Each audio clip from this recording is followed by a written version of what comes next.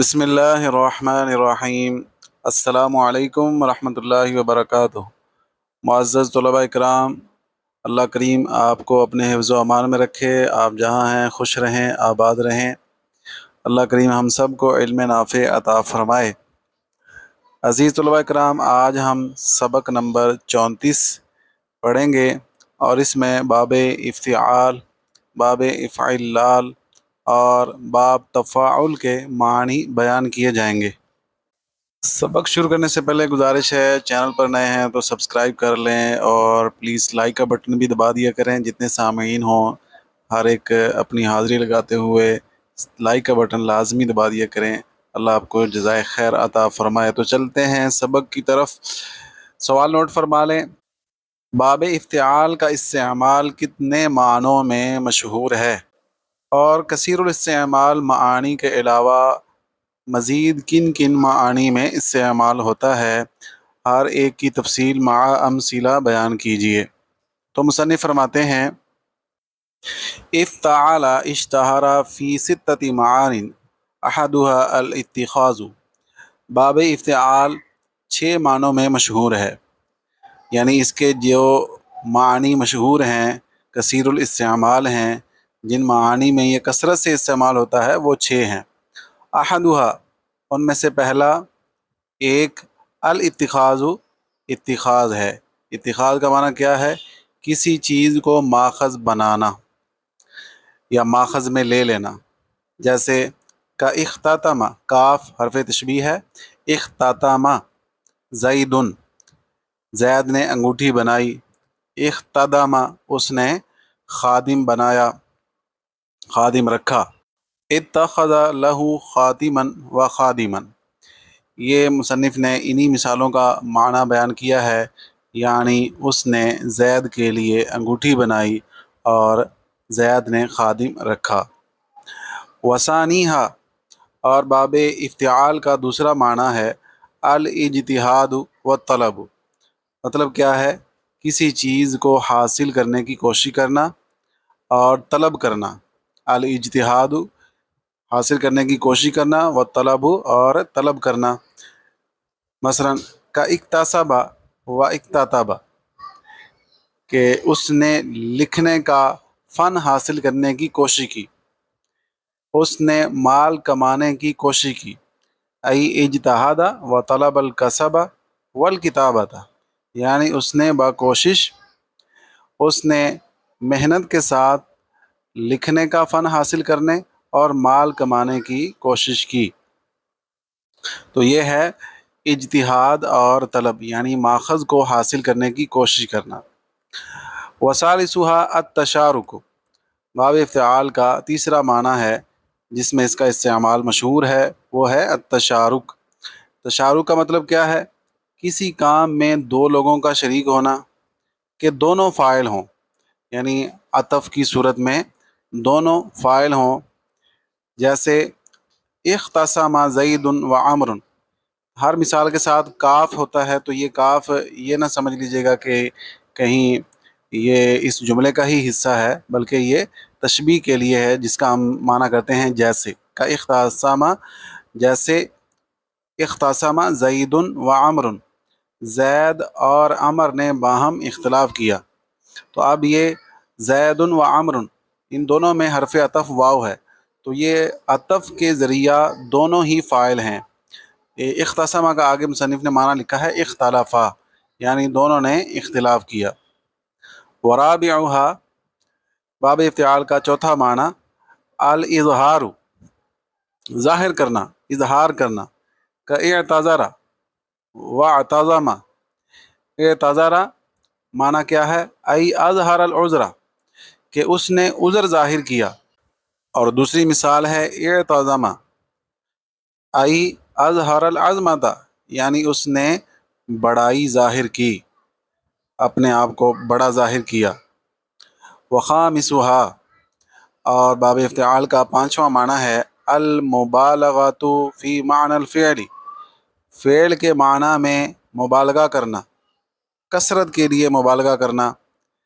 کا اقتدر و ارتد، اقتدر وہ طاقتور ہوا، ارتد وہ دین سے نکل گیا. ای بالغ فی القدرتی والردتی.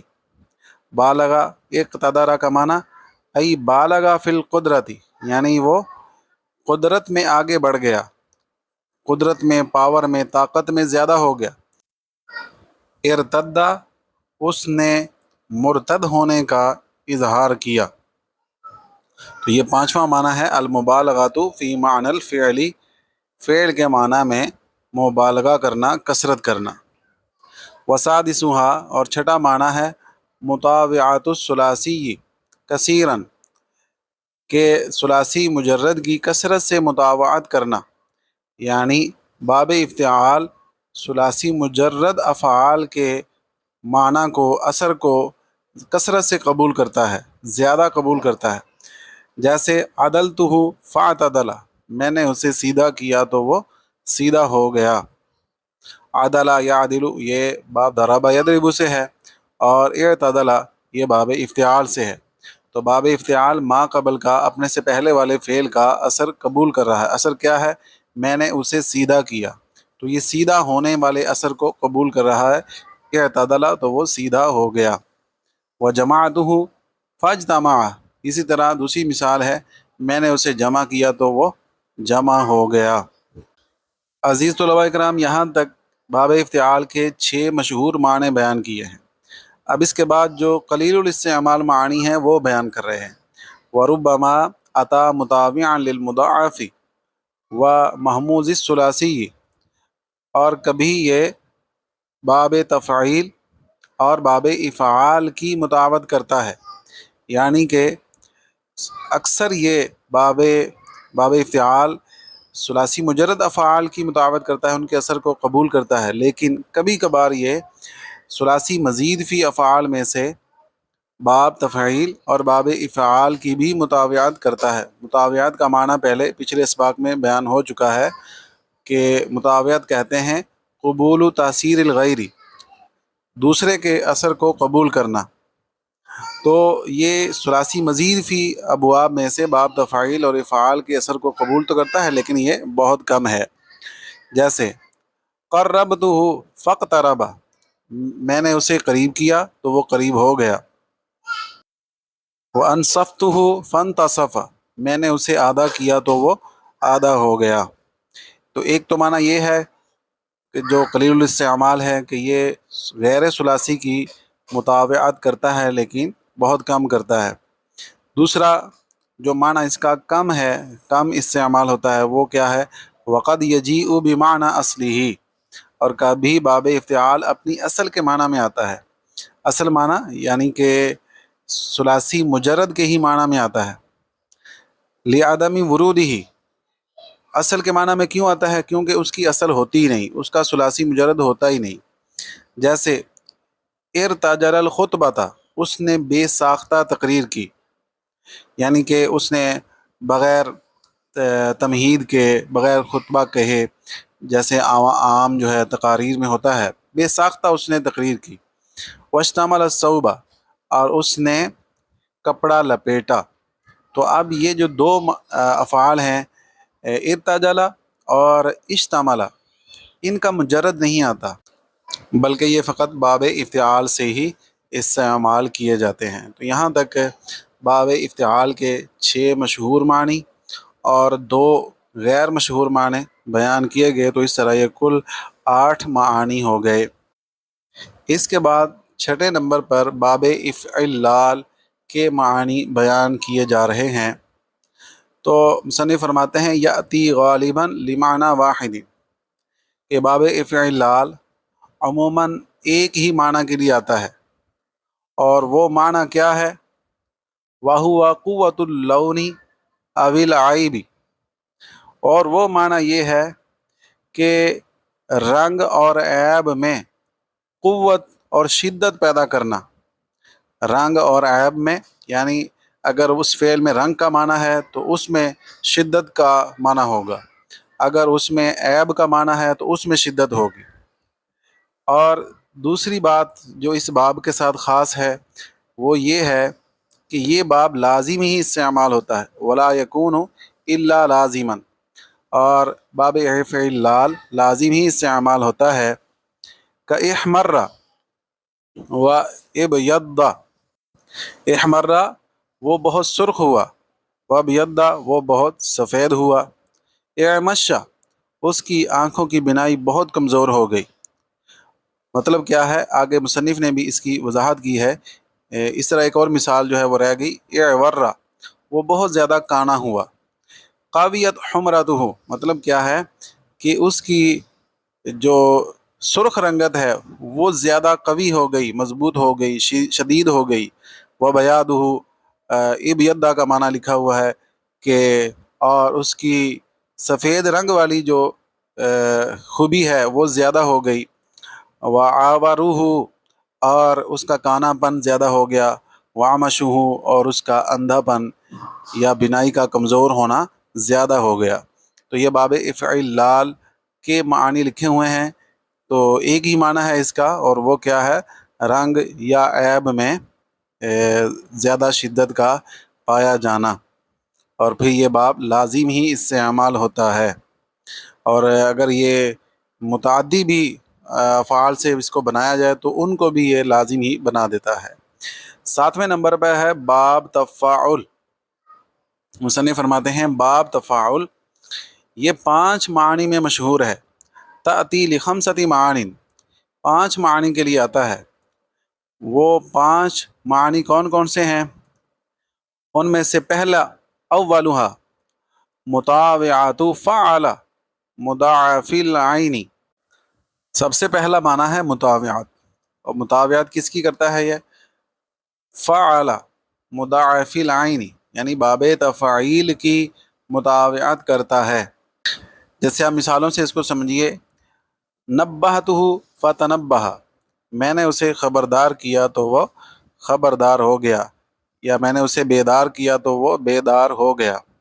وکسرتہ فتکسر میں نے اسے توڑا تو وہ ٹوٹ گیا۔ تو یہ پہلا اس کا معنی ہے کہ یہ باب تفعیل کی مطاوعات کرتا ہے۔ وثانیہا الاتخاذ اور اس کا دوسرا معنی ہے اتخاذ، یعنی ماخذ، کسی چیز کو ماخذ بنانا یا ماخذ میں لینا، یہ پیچھے باب افتعال میں بھی گزرا ہے۔ کتوسد ثوبہ اس نے کپڑے کو تکیہ بنا لیا، اتخذہ وسادۃ یہی اس کا آگے معنی لکھا ہوا ہے، یعنی اس نے کپڑے کو تکیہ بنا لیا۔ وثالثھا التکلف اور باب تفاعل کا تیسرا معنی ہے تکلف۔ تکلف سے مراد کیا ہے؟ ماخذ کے معنی حاصل کرنے میں بناوٹ کرنا، ڈرامہ کرنا، ایکٹنگ کرنا۔ مثال کے طور پر تصبر زید نے بتکلف صبر کیا، یعنی کہ صبر کی بناوٹ اختیار کی۔ وتحلم زید نے بتکلف برداشت کیا۔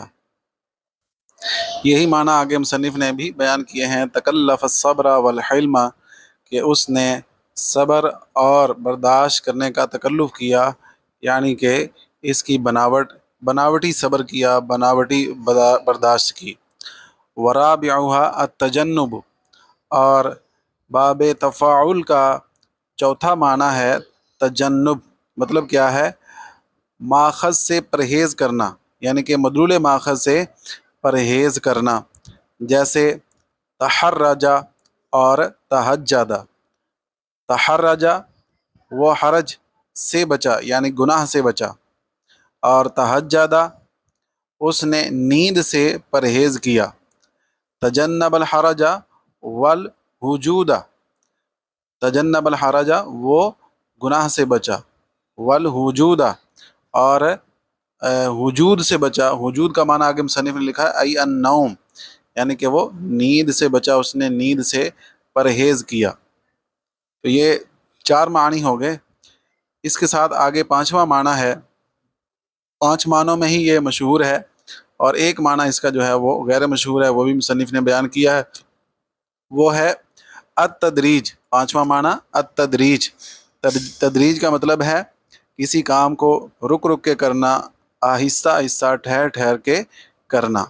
جیسے تجرعت الماء میں نے تھوڑا تھوڑا پانی پیا، یعنی ایک ایک گھونٹ میں نے پانی پیا۔ وتحفظت العلم، میں نے علم کو آہستہ آہستہ سیکھا۔ آگے مصنف نے اس کا آسان کر کے معنی لکھا ہوا ہے، ای حرف تفسیر سے ای کا معنی ہوتا ہے یعنی، شربت الماء جرعۃ بعد اخرى، کہ میں نے ایک ایک گھونٹ کر کے پانی پیا۔